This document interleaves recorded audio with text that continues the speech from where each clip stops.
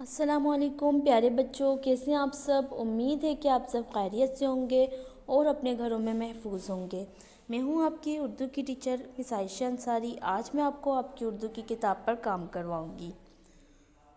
تو آپ سب سے پہلے اپنی اردو کی کتابیں کھول لیں۔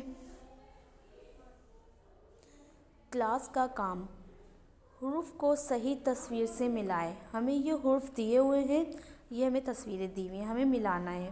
کیسے؟ قاف کا کینچی، کاف کا گیند، غین کا کلور، فوجی۔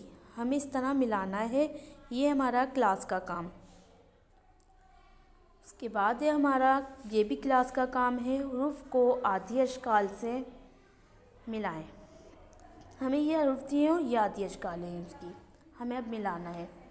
عین کو عین کی آدھی اشکال کے ساتھ، غین کو غین کی آدھی اشکال کے ساتھ، فے کو فے کی، کاف کو کاف کی آدھی اشکال کے ساتھ اور گاف کو گاف کی آدھی اشکال کے ساتھ۔ اس طرح ہمیں یہ ملانا ہے۔